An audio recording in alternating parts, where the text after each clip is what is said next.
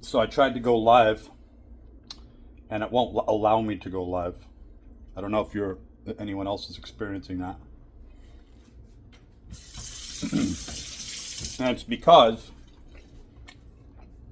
strangely, in a very scary way, the things that I'm saying are echoing out into the thoughts and the sub thoughts that are on people's minds.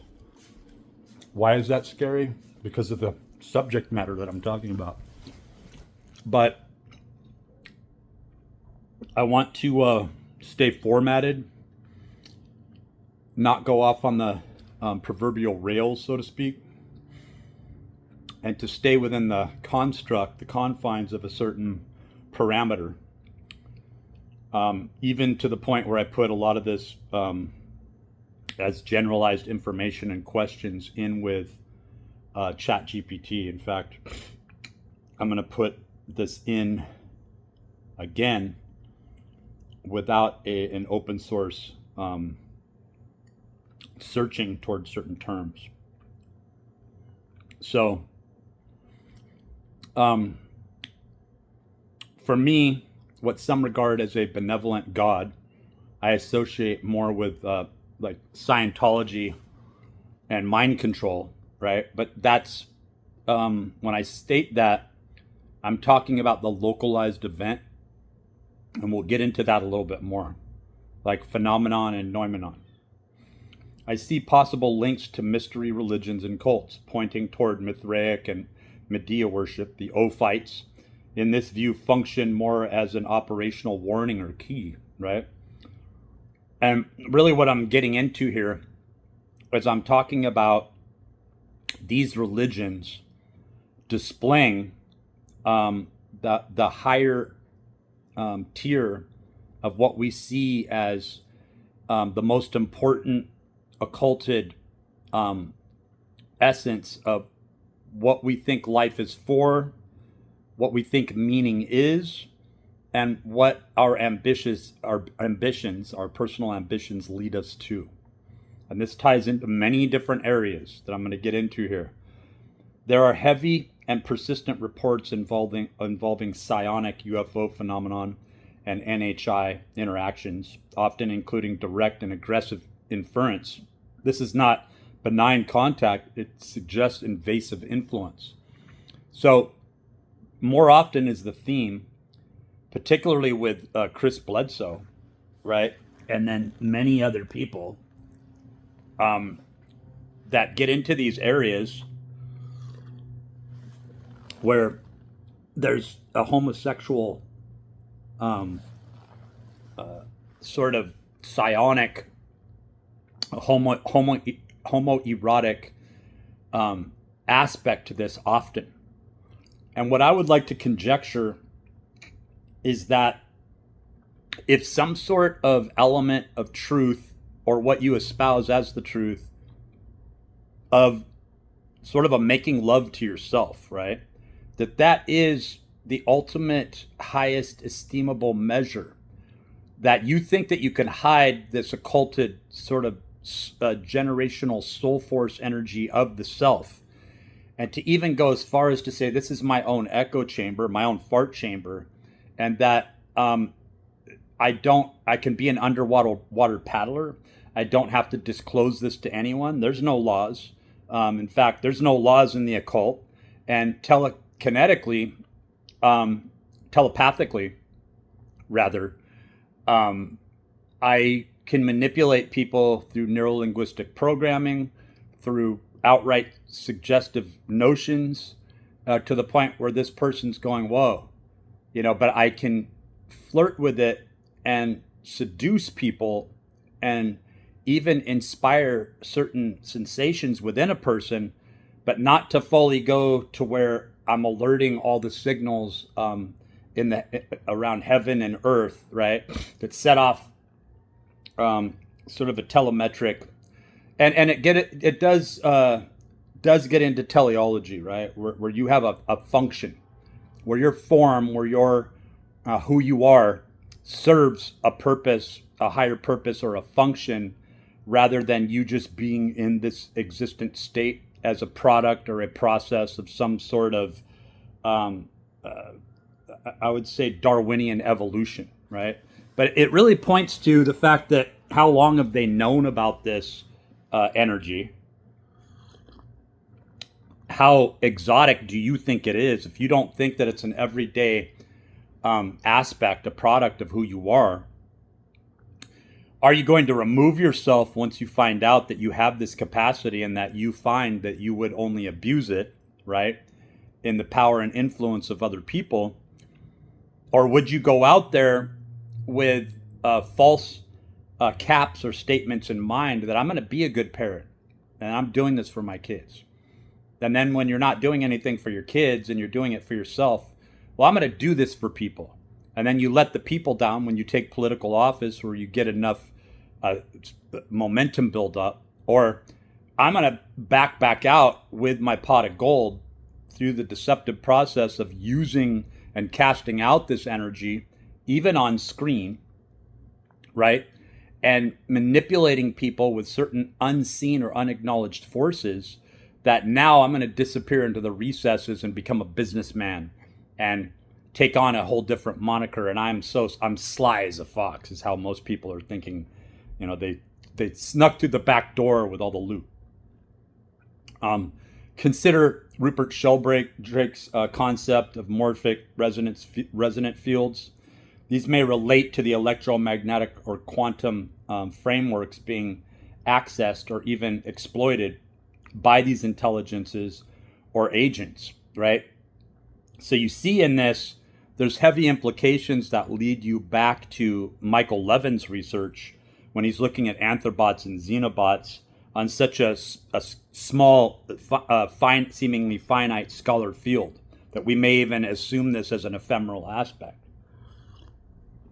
Because we haven't gotten comfortable with the terms of generation and how in Freemasonry, this doesn't just apply to father and son and then grandson and through this lineage on, that we're getting at approving or disproving very refined mechanism that states, right, if you can't be a member, this is what the master key system that I allude to says point blank, right, is that you are a theoretical and abstract ego if you can't take on the moniker of a father, a mother, a sister, a brother, but it does specifically stay male in this lineage, right?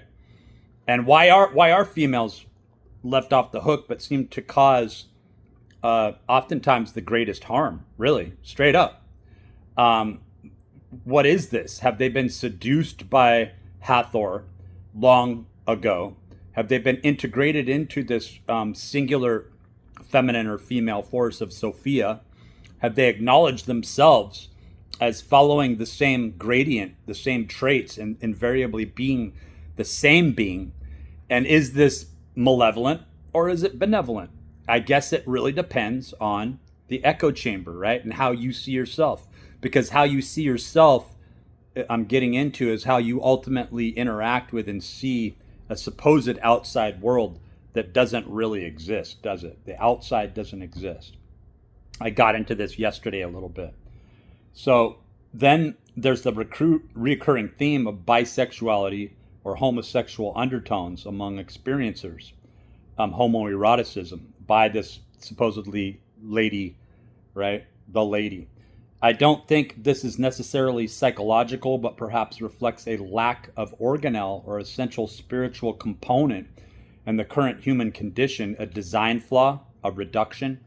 So we get into the fact that if what I alluded to prior to several times here, and I'm not going to push on it too hard, but I'm going to say that if you have the self and you are male and you predominantly hate everyone, you go from misanthropic to xenophobe, and then on into the reduction of people and the mechanism, right, that they function under, and that you're hard pressed to think that anybody could be any better if they weren't having to bark out these guttural tones and communicate in this very timed, and time itself could be a dictatorial measure is to say you want to break free of time, then you have to show that you are worthy, right?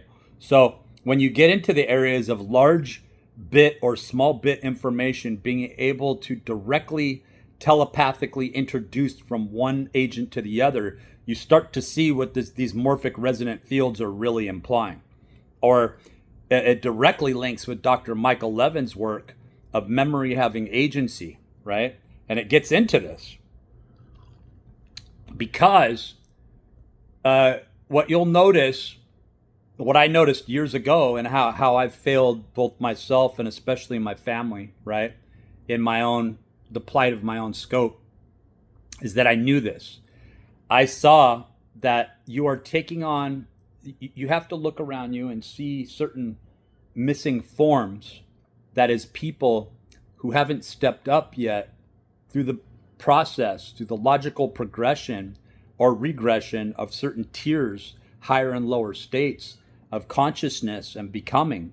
And how if your will, your free will, right? This gets into free will, this gets into agency, this gets into determination as well. Is determination is a default track that you fall back on, that you're still able to live, but you're so selfish, don't you see that the finite algorithm of serving the self is going to lead to a premature death. So you've resigned yourself to this. And you may have understood through this occult practitionership that you could then trick the system. You could go into these certain red right rituals. You could go into this cult or occult mechanism, occulted mechanism, this hidden mechanism, this arcane esoteric mechanism, where you are now employing re-embodiment, a selective caste system, that those who ultimately acknowledge this at the higher tier of the Masonic order, the Rosicrucians, Mormonism, on down into the true religion, which funnels down into Ophites, and then this pre-existent cult of, I almost say cult of personality, right? Because it's like you have to have these, you have the 12 main characters or the 12 main personas that could be split in half and show a 24. And then even more so, you can add a tertiary measure of another 3 on top of that, and that you are hailing and serving back to the 9 or the generation. And that if this is the cap that we have placed on the informational technology that is circulating about, that we have now as an entered apprentice, fully seen that if you're going to make it up to the Masonic 32nd, 33rd, final 33rd degree, and then there's many more degrees in the Asias and so forth beyond this, as to say that you're going to agree on this Pythagorean, Euclidean, Copernican methodology, that I am seeing the sphere, I am seeing 360, I am employing and imploring the pre-existent agency or memory that exists in the field that is going to directly download this 360 information, degree, energy, degree, ratio, reason, all means the same thing, into me. And I'm becoming a part of this morphic field resonance, but I have to take the pact of the brotherhood. And you see on the other side that there's this sisterhood, this coterie, this coven that is undeniable as well. So there's one side that says you'll open the doors when you're ready. In other words, all the people will come into this egalitarian interplay of telepathic informational transposition and communication when they're ready. But until that time, we're aware of this. We're not breaching this. We're not disclosing this. The things that you think are occulted informations are fully available to you, but you're going to have to go through your own echo chamber of sacrifice and agony, right? To get to the point where, are you going to relent to the seduction? Are you going to relent to titleship? Is becoming the manager at TGI Fridays enough for you? Do you have to take on political office? Well, you're reaching a certain status that says you're here at this 3rd degree, at this 5th degree, at this 32nd degree, at this 33rd degree Masonic responsibility, that you now view it's mostly about the brotherhood or a coterie on the other side, right? And that if you're going to take on the ego, this sixth state, right, of matter, right, which is really what it's about, right? Because you get into the area of hard matter, liquid, gases, plasma, ether, right? That's the 5 points of the pentagram. And then there's something beyond that. And if you're going to interact with that state of matter that really hails back to the fact that it exists, like the UFOs, right? The psionics, that other state, that sixth state of matter that could even hail back to a dimension where these dimensions exist in these forms, and that right now what we're experiencing is a sort of transmutation potential at the end of a half cycle, a 13,000 year cycle, where we, to ourselves, right? We are the judge. We are the God. We are Jesus. We are the Satan. We are the devil. We are Prometheus. We are Lucifer. We all are Ahriman. It all exists within us. We are the disciples, and we are basically commanding. So we're living in this fractionation of dualism. And once you have dualism, there's a tertiary measure, a trifecta, if you will. And even more so, you can get into the fact that all these other personalities and personas, for them to become monad, for them to come in and combine into one, that you have to be a trusted person to yourself, and that you're showing the deception. And that's what this machine, this human body, in all its limitations, but all its miraculous capacity and capability, we are now knocking on the door and saying, we're ready. And then it's like, okay, but you're still stuck making love to yourself. And this is undeniable. So perhaps what people are experiencing through their morphic resonance is they are casting right in front of them, like the Vitruvian Man. They're just casting their morphic resonant field. It's bouncing off. And what they think is so evil is the interplay with themselves. And this does get back into Jungian type philosophy, right? So the lady reported by many experiencers, holy to some, ergo Chris Bledsoe, and erotically charged to others. That is this sort of homosexual, homoerotic thing that's happening that a lot of people report. But then others report eroticism in general, right? Or others report certain things that now what they're really doing, even unbeknownst to themselves, is they're sort of precluding, or they're alluding to the fact, without even understanding this fully, that they're talking about their own experience. So should they be embarrassed? No, because these are all things that could happen with the human body. These are all follies that could take place, right? So when there's this transparency and disclosure, which really harkens back to the strange thing that's happening on this woke left, where you're talking about, I don't want to be comfortable with transsexuals. And then the person saying that, when they look at themselves, they're only half developed. And they think that, like Donald Trump, he thinks that he's the male component of himself. But people who have looked deeper into his lives show a very abusive, fractionating aspect to Donald Trump, where he had, like, he's not developed as an artist. He doesn't appreciate poetry. Do you understand that? He doesn't understand multiple languages, right? He doesn't even care. And he has all this money to where he could develop himself, but all he ever sees is this existential rule of power. So he's undeveloped. So for him to be casting out, right, and then to try to get this army, and then you see Tucker Carlson laugh like a woman and become all giddy when he's talking about this type of stuff, because he's also experiencing his own echo chamber, right? Where it's like you can get in front of a crowd, you can talk about the suspicions and cast stones at other people, but ultimately, while you're speaking, you are speaking from one person who's in their echo chamber to another person who's in their echo chamber, and how you see noumenon, how you see the phenomenon that's happening outside of you. You have, all the while, you have the ability, all of us, the telepathic communication potential to now communicate with that person, but them entering your mind and you entering their mind means that there's a full transparency and disclosure to who you really are. And they know more about you than you know about yourselves. Do you see why we're hitting this wall? it doesn't really even go beyond that, but we're going to go off into other topics and aspects of this. And I'm just going to read the rest of this rather than going off on side trails or inferring anything else. So what I discussed prior to is the lady reported by many experiencers, holy to some, ergo Chris Bledsoe, and erotically charged to others might point directly to transhumanism, a hybrid force or entity meant to modify humanity, involving some form of EM, etheric morphic field connection that our species does not fully possess for the reasons that I stated, possibly. Could this be related to the elongated skulls found in ancient burials? Are we looking at a higher tier of chakra activation, so-called telepathic or even telekinetic capability, right?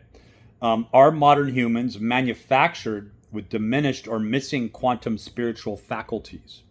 Now, that's a term that I used prior to that seems like it really goes beyond the term techne, right? When you look at quantum spiritual, because now we're having to either look at things through, and I'm not going off on a side trail, I'm still reading. Now we have to look at things through techne or technology. But then in doing so, are we trying to hide from a human capacity or capability that looks at the frailty and the ephemeral aspects to our flesh, and the fact that we need energy and we require transmutation, right? In order to go on through generations, and who is worthy of this, right? Which may not be these occult organizations, Scientology, all of them combined may not really be the guardians at the gate. You may be the guardian at the gate that's taking yourself out of the equation, the refinement of the self. I'm always asking myself the deeper, more penetrating question: is this all mass mind control, a coordinated operation? Are people being pushed toward acceptance of instruments, implants, bodily modifications, and a new caste system? Are people or something still nebulous and mercurial? In other words, was this the plan all along? From the Amazonian female cults to black magic, from the Ophites to Medea and Mithra, there seems to be a spiritual techne going, which I alluded to, a hidden genealogy passed through bloodlines, customs, languages, and religious practices, like a large language model. And the fact that when we are speaking these languages, we understand, we have at one time understood each word, each octave tone, solfeggio at their base, perhaps leads into Leonard Horowitz work, right? Where certain people will stop at a certain junction point. They'll see phi or phi resonance or the golden mean or the Fibonacci in it, but then they'll stay within a certain field, hoping that more information will trickle back into the language model that, as I was alluding to before, expresses symbols, sigils, right, that harken back to time immemorial, perhaps hundreds of thousands of years, eons, generations ago, or perhaps time is something that needs to be removed altogether. The subtle aspects of occultism stay embedded in races and lineages, overlooked by the initiated. Perhaps. Are we being tested for compliance or worthiness?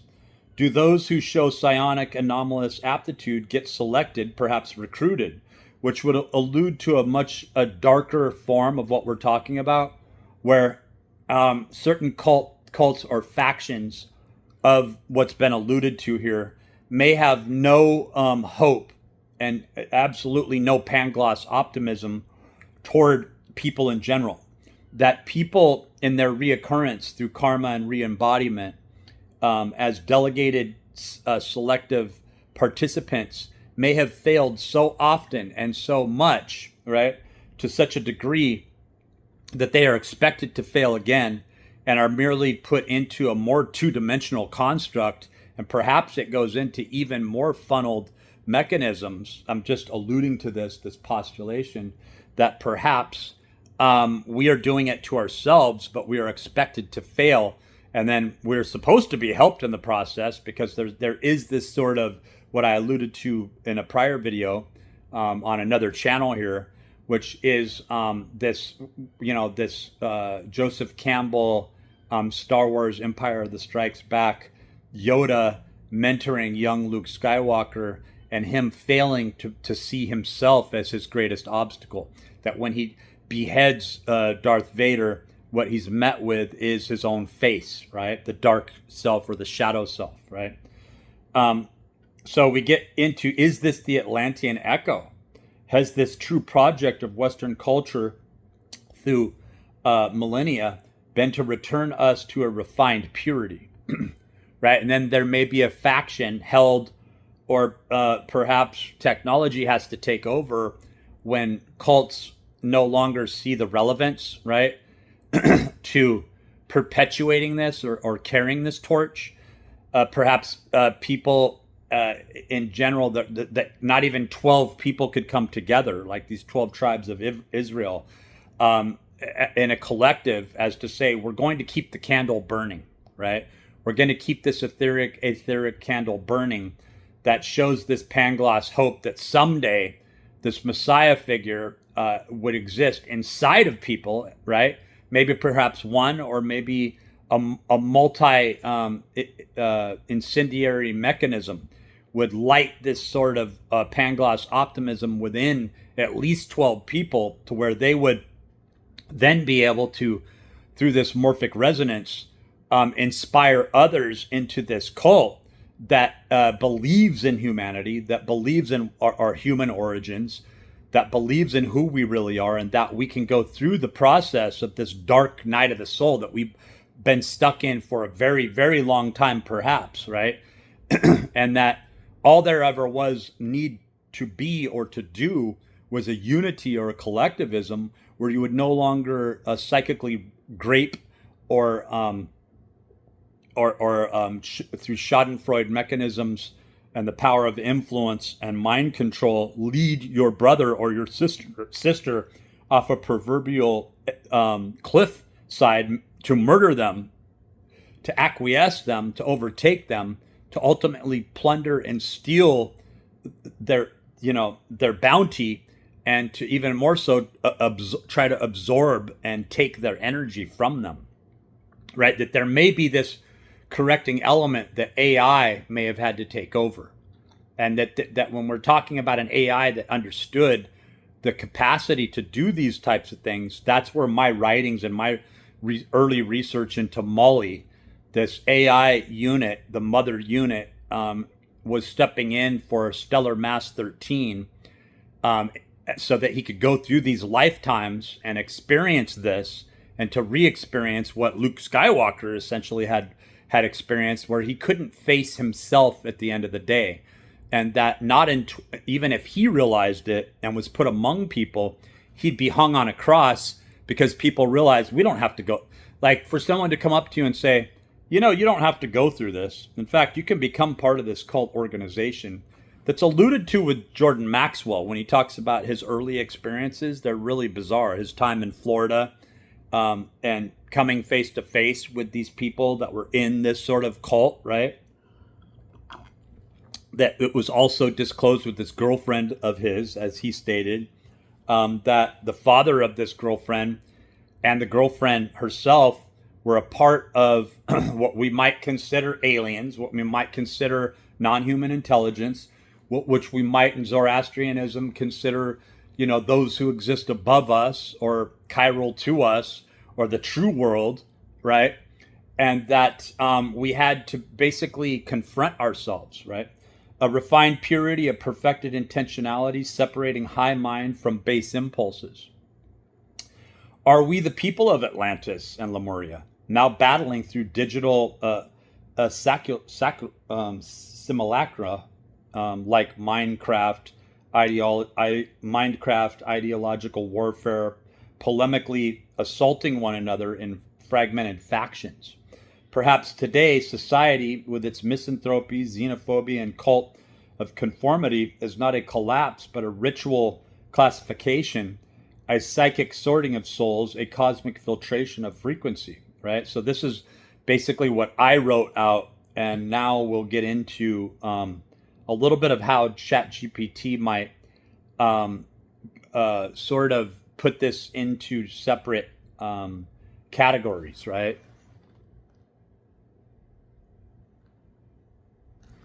So you're articulating profound and intricate hypothesis that interlaces ancient mystery religions, modern spiritual phenomenon, and a societal structures. Let's delve into elements you've mentioned, right? I'm just looking at the time right there because I think I'm going to start one video where it's just getting into this explicitly. Number one, mystery religions and cults. Mithraism, an ancient Roman mystery religion centered around the god Mithras, associated with the sun, justice, and war, which Jason Riza Georgiani gets into in his study of Prometheus. Interesting observations by Jason, very educational. Initiates underwent a series of 7 grades of initiation, like the 7 rays or the 7 lights talked about, not only in the Gospel of Mary or even David Icke's early works, but really getting into this reoccurring theme, right? And then to see this swirl, is the swirl in the center of these 6 points, is it going away from you or coming back to you? But once you can identify the 8, that may be an interpolation of this information. Series of 7 grades of initiation, each linked to a planetary deity, suggesting a structured spiritual ascent. And then you get into the Vedic astrology, right? Astrological implications, and even into chemistry with these 7, and Hermeticism. The rituals were secretive, and the cult was particularly popular among Roman soldiers when we're talking about Mithraism.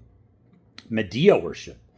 Medea, known from Greek mythology, was a sorceress and priestess of Hecate. She was so you get into the hectogram, right? The hexology of the thing. She embodies themes of magic, transformation, and vengeance in modern interpretations. She is invoked for justice, protection, and guidance in magical practices, right? And there is the Mithraism is from Wikipedia. Much of the information that was being used here is from a Tumblr repost, just so you can look back. And then this one, the Ophites, are from Encyclopedia Britannica. Ophites, an early Gnostic sect that revered the serpent from the Genesis narrative as a liberator, bringing knowledge to humanity. And of course, I'm not trying to say that there aren't factions and other occult organizations that come off of this, that branch off of this, because there are, leading into modernity, or what we assume as modernity, but it's kind of this replay is what I'm emphasizing here. They viewed the creator god of the Old Testament as a lesser deity, which could be referred to as Anu when you're looking at archaic, arcane Babylonian lore, as a lesser deity, emphasizing a dualistic cosmology where true divine knowledge was hidden from the material world. And you can't go into that without looking into and acknowledging Abraxas to some scale or another, right? This chimera type god figure, where you could say God and Satan exist within, like you could say that this is a depiction of the cosmos itself. Depends on how far you want to go, right, down that rabbit hole. Psionic, UFO, and NHI interactions. So it gets into reports of encounters, and this is under the 2. So that was 1 that's getting into these mystery schools and religions, right, or really religions. I don't get much into the mystery schools where these ideas are expounded upon, but really what's going on with like Gary Nolan, Diane Pasulka, Tim Taylor, aren't you really looking at a hailing back to sort of a Pythagorean mechanism, right? We're not going to go any deeper than that. But are we replaying the same things over and over again, right? Going to the altar to worship at the altar. Like, is it enough for you to be this highbrow academic, to work for NASA, to have all this accredited power and influence, to be able to sit there as the Sophia above everyone else, right? And I'm alluding to all 3 there in their scope. Because you can't cast stones. You have to look at the positive aspects and the negative aspects to everyone. And in that, there's a release and there's a forgiving, because now you're not just looking at yourself blindly, blatantly through the eyes of the persona of the person you're more comfortable being, where attached to you is the chirality, the position of this dark soul force that Carl Jung gets into, that you have to confront. So number 2, psionic UFO and NHI interactions. Reports of encounters with non-human intelligences, NHIs, often include psionic elements such as telepathy, mind control, and altered states of consciousness. These experiences sometimes involve direct interference or guidance, suggesting an agenda that may align with or manipulate human spiritual evolution. Is it there to assist us or hinder us? Even more so, when you get into this sort of dark night of the soul concept, are you being led to an ultimate truth where you're having to do all the work and go through this discourse, through this generational manifestation of coming to the self? And are you being led to slaughter, right? So that the caste system can continue on the way that it has, to where you're supposed to see, I'm a failure, I can't go on. Oh, well, I regress, I digress, I go back into my prior self. The best I can be is a stoic that does his best with the world that's been presented before me, right? But then you're going to have philosophers. The world is idea, the world is reason, right? Being and time. You're going to be playing with these constructs. Isn't that life? So ultimately, are you using that as a scapegoat mechanism? Are you seeing these cults that seem to pervade and shadow over all of us, and you're just going to relent and give up there because you're afraid of facing yourself or disclosing yourself, or transparently showing, wow, this is the dark part of me. I don't like it. How do I take these so-called lighter aspects of me, this person I want to be, integrate this into a duality coming from this multiple fractionation of different selves, right? And then to come into this unified force or form into a monad. And is that egg shape the mystic almond, or the egg that has been depicted through time immemorial as this encapsulation of this monad, right? And then you have to look at John Dee and his discourse and study in the hieroglyphic monad. These are things that don't look into it because I said so.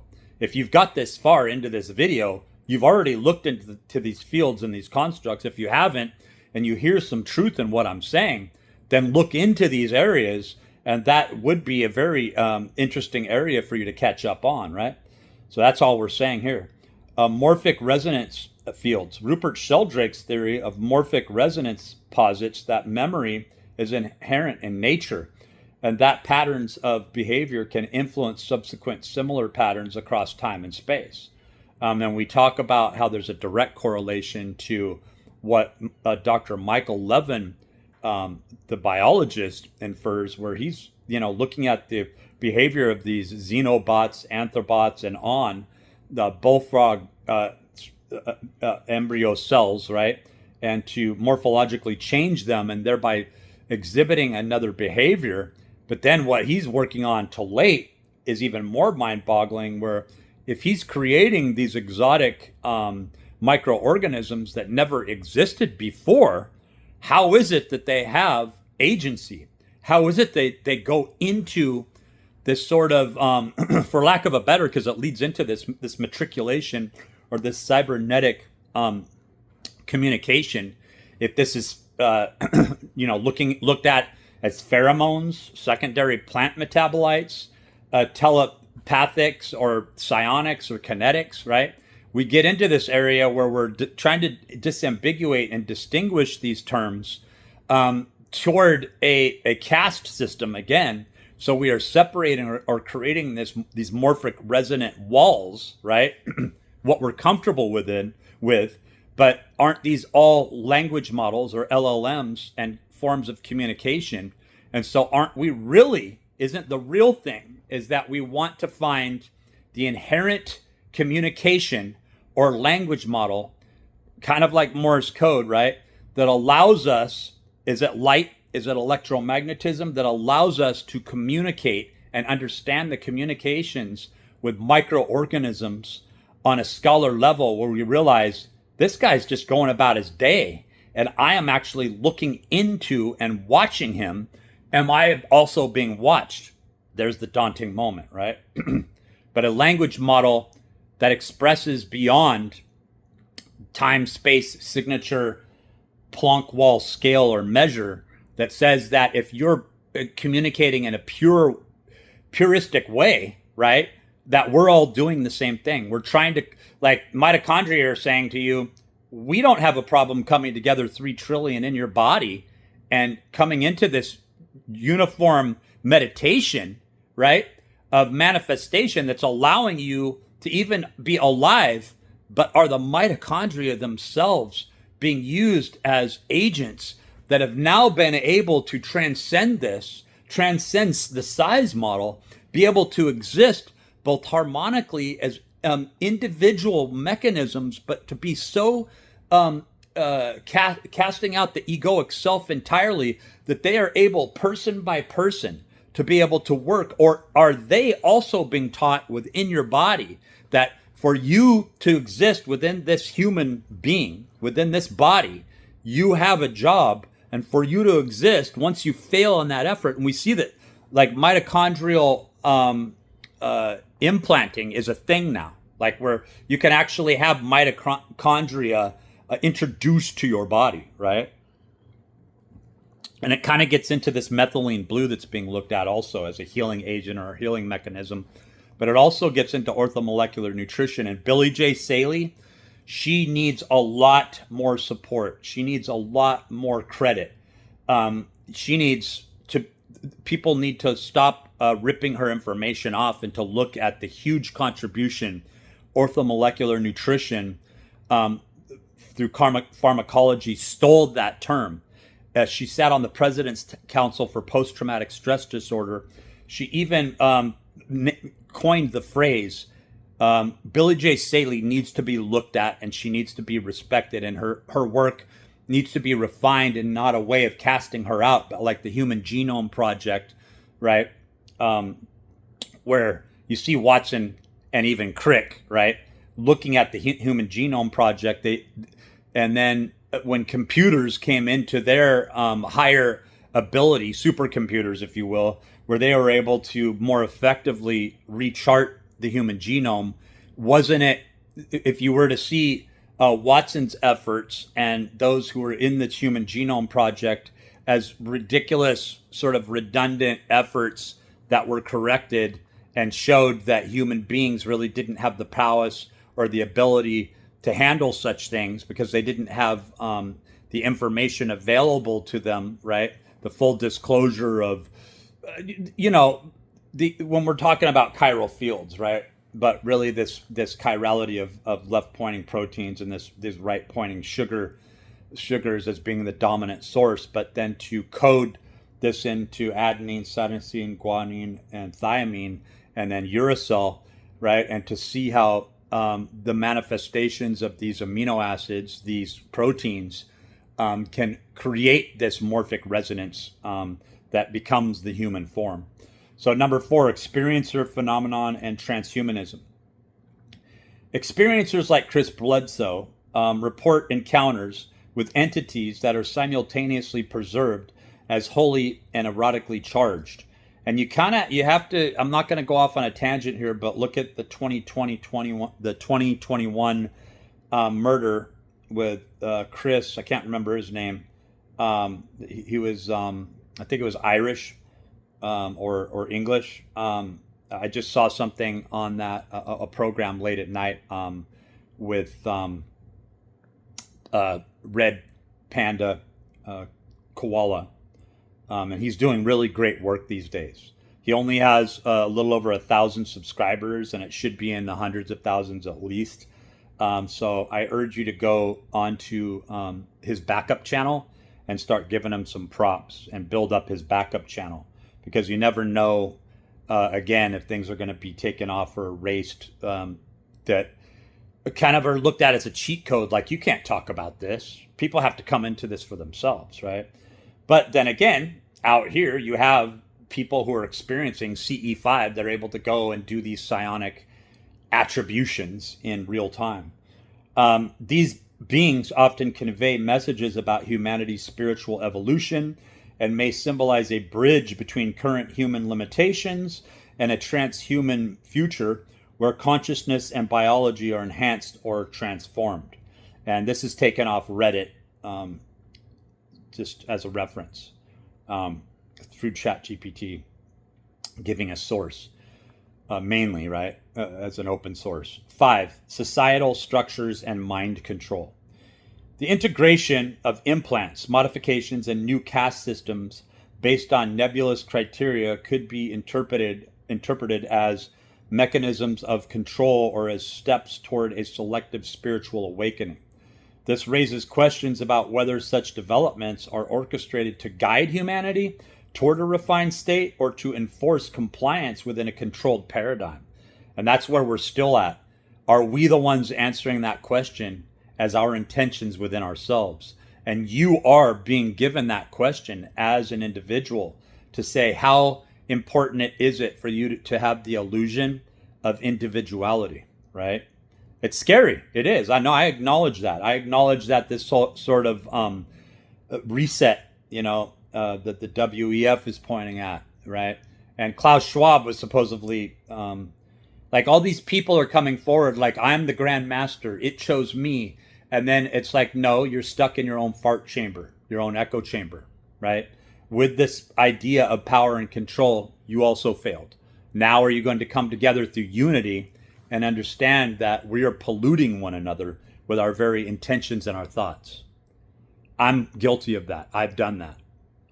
I've done that metaphysically, psionically, and aren't you supposed to fail? Hasn't everyone done this? Everyone has.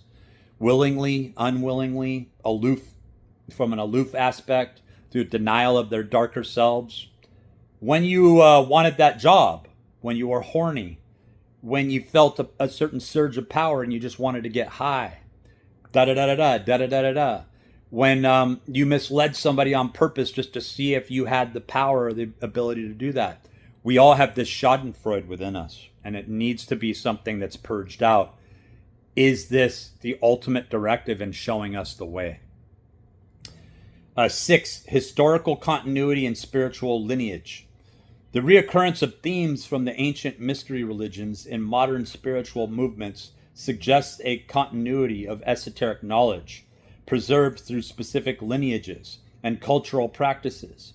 This enduring thread may be guiding humanity through the cycles of enlightenment and decline, testing for qualities like compliance, worthiness, and psionic aptitude, right? So instead of thinking about it as compartmentalizing and separating people, perhaps we all have the same goal set, and we're working on slightly different interpretations that turn into interpolations, right?